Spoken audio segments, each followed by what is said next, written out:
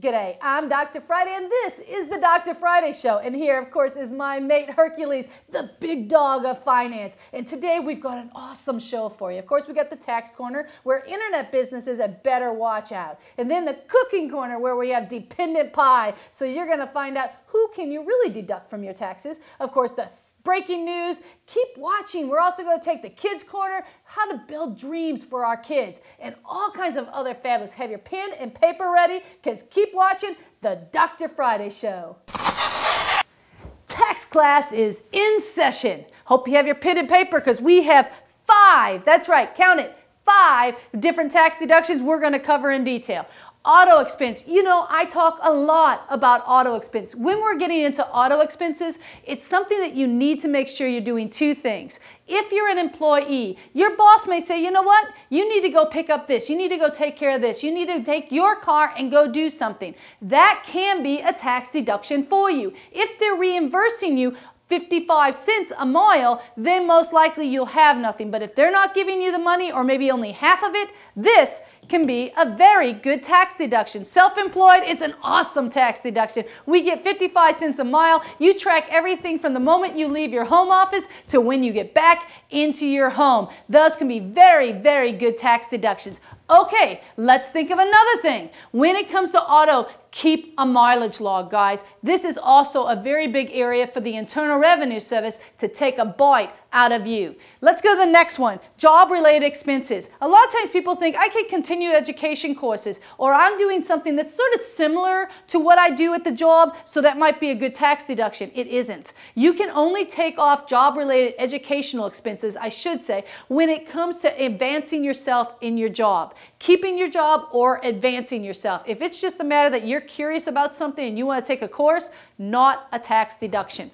All right, home office. My self-employed people, very important. Home office is a great deduction. Take a portion of your utilities, a portion of your lawn maintenance, a portion of your rent or mortgage interest. All these things are fabulous. Puts more money in your pocket, so make sure you're tracking this, because this is a really good tax deduction. All right, going down. Capital losses. Guys, if you're selling stock, and right now a lot of people are selling things and they're losing their shirt on them, make sure you have 2 options. Sell something that's making money, or take those losses and you only get up to $3,000 a year, but it keeps rolling on and on. So go ahead and clean up that portfolio, because the last thing we're going to talk about is maxing your retirement. That's right. If you have a retirement fund, 401k, Simple SEP, IRA, if you're self-employed, maybe you have a Roth IRA or a standard IRA. Remember, Roths, after-tax dollars, not going to save you any money on your tax return.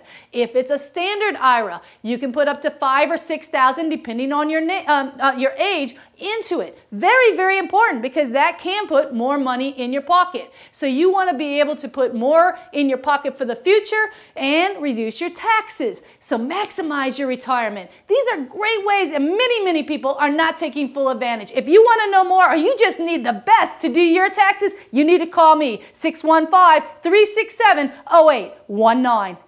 This is the game of business.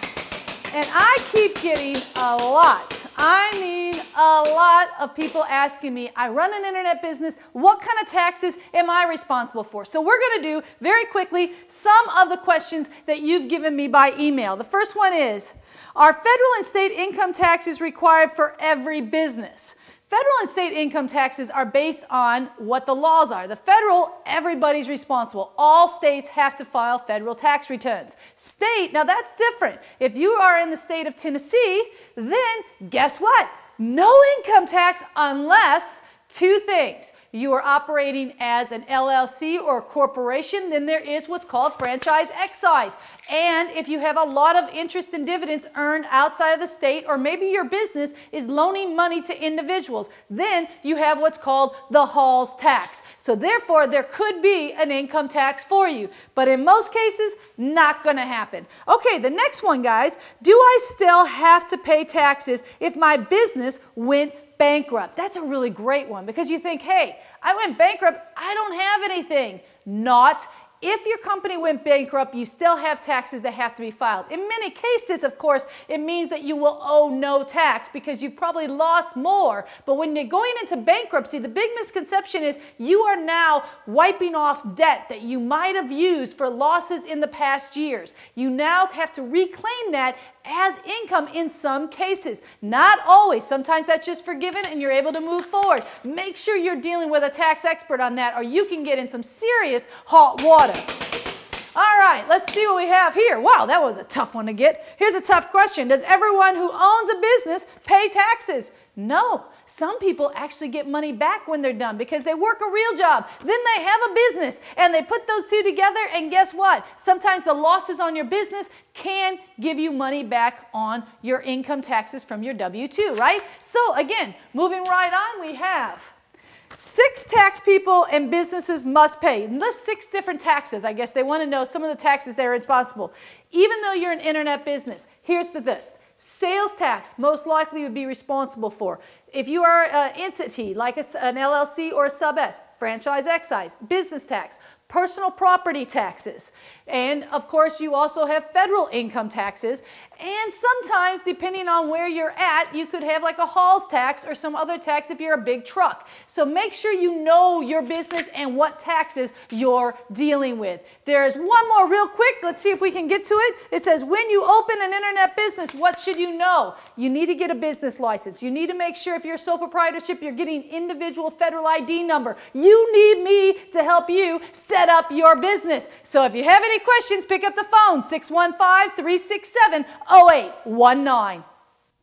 Dr. Friday Tax and Financial Firm. That's me. And that's who you want to call if you want someone to help you with your finances, help you with your taxes, and we're also the home of the $100 a month QuickBooks accounting package. What does that mean? It means I'm certified in QuickBooks. That also means I know how to make that software work for you and I can save you up to 50% on your accounting services. Why? Because A, we're a family firm. We know what it takes to make money and we're going to help you save it. We also know how to deal with small business. We know how to keep the Internal Revenue Service off your back. This is all about helping you be out there and work harder and let us help save you money. So if you've got questions on taxes or accounting, give Dr. Friday Tax and Financial Firm a call at 615-367-0819 or check us out on the web at www.drfriday.com. We're going to be right back with the Dr. Friday Show.